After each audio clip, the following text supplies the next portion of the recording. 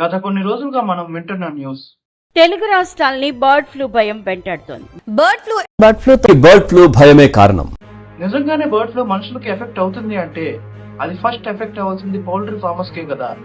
మరి ఆ bird flu ఎంతమందికి ఎఫెక్ట్ అయింది?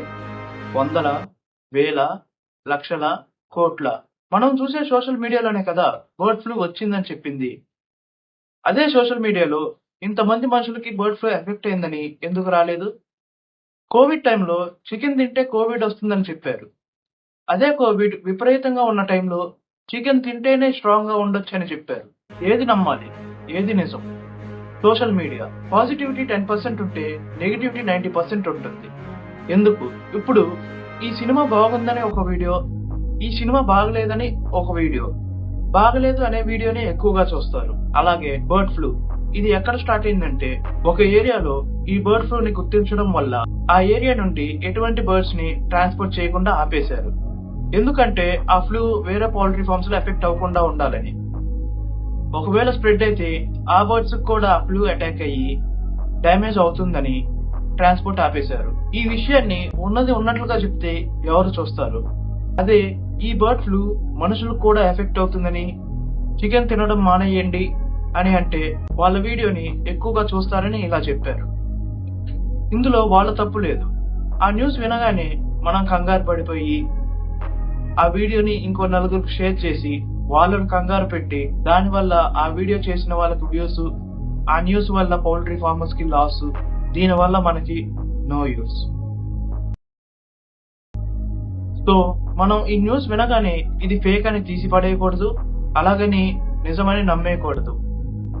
ఆ న్యూస్ వినగానే ఇంకో 10 నిమిషాలు కేటాయించి ఫ్యాక్ట్ చెక్ చేసుకుంటే బాగుంటుంది. ఒకవేళ అది సినిమా అయితే మనం స్వయంగా వెళ్లి చూసి అది బాగుందా లేదా అని డిసైడ్ అవ్వడం. అదే బర్డ్ ఫ్లూ అయితే వాటికి సంబంధించిన డాక్టర్స్ ని కనుక్కోవడం. లేదా ఇదే సోషల్ మీడియాలో చాలా డాక్టర్స్ వీటి గురించి చెప్పారు. ఒకవేళ మీరు కొన్న చికెన్ లోనే బర్డ్ ఫ్లూ ఎఫెక్ట్ అయినా ఆ మీట్ ని మనం కుక్ చేస్తాం. కుక్ చేసిన కొన్ని సెకండ్స్ లోనే ఆ మీట్ లో ఉన్న వైరస్, బ్యాక్టీరియా ఇటువంటివన్నీ చనిపోతాయి.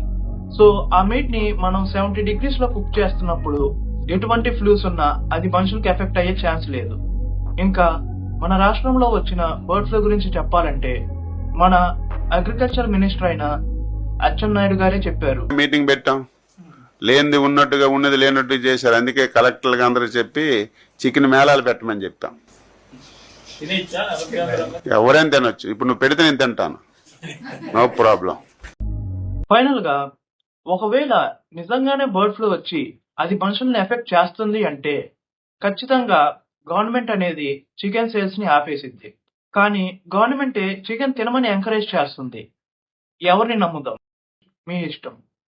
సోషల్ మీడియాలో ఇటువంటి నెగిటివిటీ అండ్ ఫాల్స్ ఎలిగేషన్స్ ని మనం సపోర్ట్ చేయడం వల్ల వాళ్ళు కూడా ఇటువంటి న్యూస్ స్ప్రెడ్ చేస్తారు. ఫ్యూచర్ లో కూడా ఇటువంటి న్యూస్ వస్తూనే ఉంటాయి. కానీ మనం 1కి 2 సార్లు చెక్ చేసుకొని నమ్మడం మంచిది. Thank you.